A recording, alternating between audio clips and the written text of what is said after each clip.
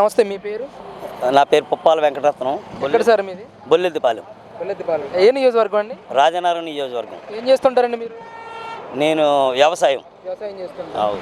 మరి ఏంటండి, జగన్మోహన్ రెడ్డి గారు ఏమో గతంలో ఇచ్చిన పాస్బుక్ని మీరు చూశారు, ఇప్పుడు కూటమి ప్రభుత్వం అధికారంలోకి వచ్చిన తర్వాత ఇచ్చిన పాస్బుక్ని చూశారు. అసలు ఈ రెండు పాస్బుక్లకి తేడా ఏమైనా గమనించారా? ఒక రైతుగా మీరు అందుకున్న పాస్బుక్ గురించి ఏం చెప్తారు అసలు ఈరోజు? ఏమండి, పాస్బుక్ అనేది పూర్వం నుంచి ఒక తరతరాలుగా వచ్చిన భూమి. ఏ రిజిస్ట్రీ అంటారు. ఏ రిజిస్ట్రీ అంటే భూమి తరతరాల నుంచి వచ్చింది. అలాంటి భూమిని జగన్ గారు బొమ్మ వేసుకుని మేము ఇచ్చినట్టు ఇష్యూ చేశాడు. అది పెద్దల నాటి గురించి ఎప్పటి నుంచో పూర్వం నుంచి వచ్చింది. ఇది చంద్రబాబు నాయుడు గారు రాజముద్ర గుద్ది రాజముద్ర వేసి మీరు ధైర్యంగా ఉండండి.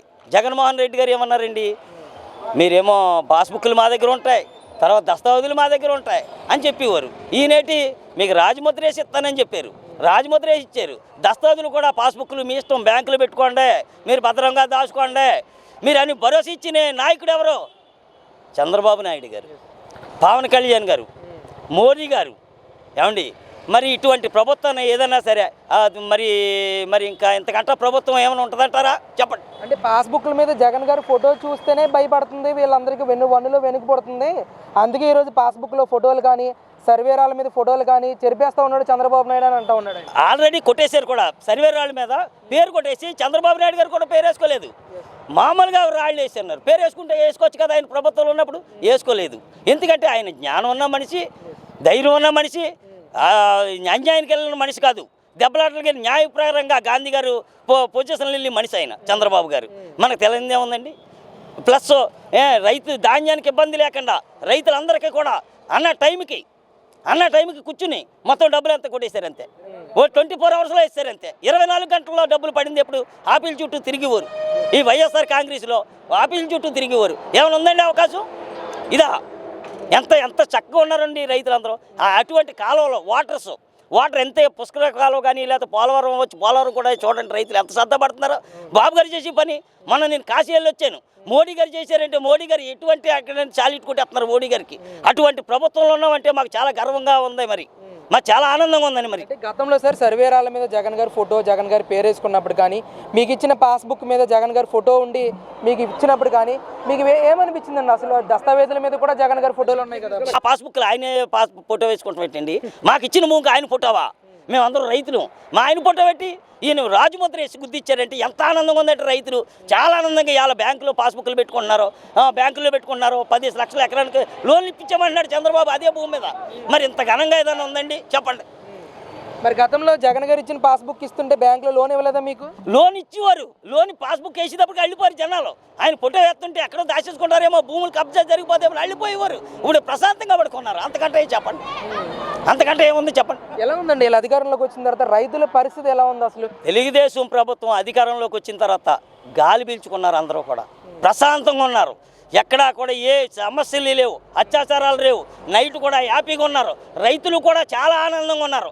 రైతులకి చెప్పలేనంత ఆనందంగా ఉన్నారు. మరి ఇంతకంటే భాగ్యం ఏమన్నా ఉంటే చెప్పండి. అంటే గతంలో రైతు భరోసా కేంద్రాల ద్వారా మేలైన విత్తనాలు కానీ, రసాయనాలు కానీ, ఎరువులు కానీ ఇవన్నీ కూడా మేము సందర్భంలో సమయానికి అనుగుణంగా మేము అందించే వాళ్ళము.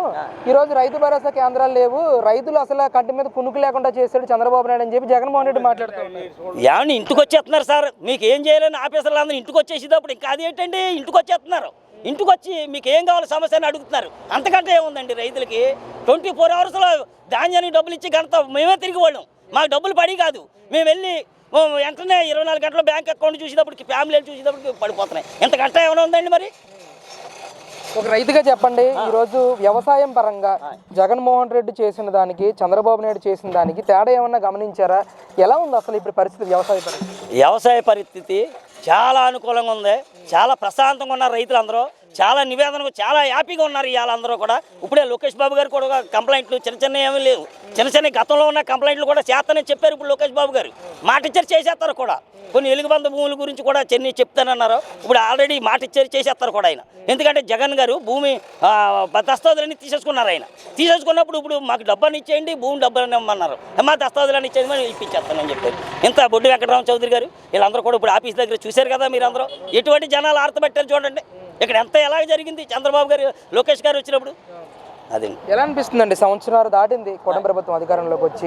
ఎలా ఉందండి అసలు పాలన? ప్రజలు సంతృప్తిగా ఉన్నారు ఈయన పాలన పట్ల? చాలా సంతృప్తిగా ఉన్నారు, చాలా చాలా చాలా సంతోషంగా ఉన్నారు, చాలా ప్రశాంతంగా ఉన్నారు, చాలా హాయిగా ఉన్నారు, చాలా నిద్రపోతున్నారు హ్యాపీగా. ఇంతకంటే సంతోషం ఏం కావాలి సార్? ఇంతకంటే సంతోషం ఏంటి చెప్పండి?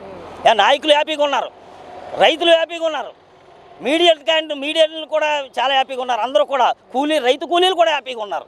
ప్రశాంతంగా ఉంది సార్, ఇదంతా కూడా చాలా హ్యాపీగా ఉన్నాం సార్ అందరూ. పాదయాత్ర చేస్తానంటున్నారు జగన్మోహన్ రెడ్డి 2027లో. రైతులు సపోర్ట్ చేస్తారు మీలాంటి రైతులు? ఏమండి, ఎంత పాదయాత్ర చేసినా 15 సంవత్సరాల కూటమి ప్రభుత్వమే. ఇలాగ తిరిగిన 15 సంవత్సరాలు మాత్రం గ్యారంటీగా ఈ ప్రభుత్వమే.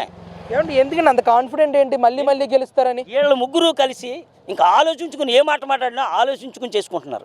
ప్రశాంతంగా ఉంది వీళ్ళందరూ. ఆలోచన చేసుకునేటప్పుడు ఇబ్బందులు ఏముంటాయి సార్ చెప్పండి? అంటే డెవలప్మెంట్ పరంగా ఎలా ఉందండి ఈరోజు అసలు రాష్ట్రంలో? డెవలప్మెంట్గా మేము చెప్పేది ఏముందండి? ప్రజలు చూసి చెప్తున్నారు, ప్రజలు ప్రతి వాళ్ళు కూడా చూసి చెప్తున్నారు. ప్రతి వాళ్ళు కూడా చూసి ఆనందం చూసి ఈ ప్రశాంతత చూసి ఆనందం ఫీల్ అవుతున్నారు సార్.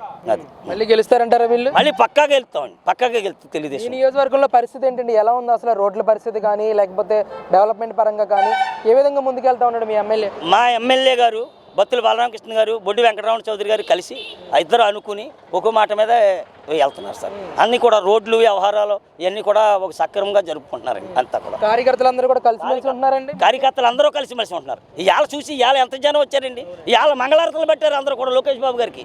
ఇవాళ సమస్యలు ఏమైనా ఉన్నాయండి? ఎప్పుడైనా డిస్ప్యూట్ కానీ ఏమైనా వచ్చిందా? లోకేష్ బాబు గారికి ఆరతలు పెట్టారంటే మరి ఎంతకంట కలిసిపట్టి జనం ఏముందండి చెప్పండి? జగన్మోహన్ రెడ్డి గారు నేను అమాయకుణ్ణి, నేనేం చేయలేదు అని చాలాసార్లు చెప్తుంటారు. అదేవిధంగా 5 సంవత్సరాల పాటు మనతో కాకుండా తిరుమల వెంకటేశ్వర కూడా చెప్పాడు నేను అమాయకుణ్ణి, నేనేం చేయలేదు అని. కానీ చేసిందంతా కల్తీయే, మహాపాపం, అపరాధం, మహాపచారం. దేవుడికి బహుశా భారతదేశంలో ఏ దేవుడికి ఎవ్వరు కూడా, ఔరంగజేబు లాంటి వాళ్ళు కూడా ఇంత మహాపచారం చేయలేదు. ఇంత మహాపచారం ఎందుకంటున్నా అంటే దేవుడికి ప్రీతిపాత్రంగా పెట్టుకునే మనం సమర్పించే ప్రసాదాన్ని తెలిసి కల్తీ చేసాం. తెలియకుండా చేస్తే ఏదో బై మిస్టేక్ చేశాలే అనుకోవచ్చు. తెలిసి కల్తీ, తెలిసి మరి నేరం చేయడం అనేది ఇంకా ఘోరం.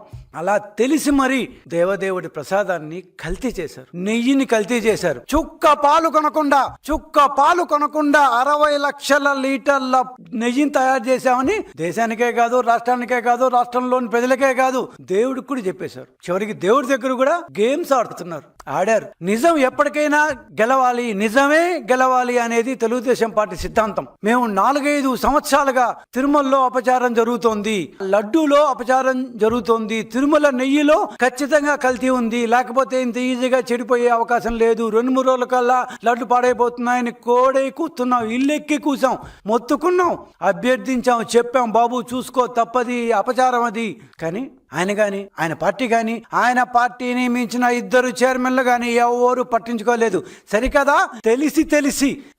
తెలిసి మరి నోయింగ్ ఫుల్లీ వెల్ కల్తీని కంటిన్యూ చేశారు. ఎవరికైతే ఆ శాంపుళ్ళు, తప్పుడు శాంపుల్ తెలిసాయో వాళ్ళకే మళ్ళీ 2 సంవత్సరాల పాటు ఇచ్చారు.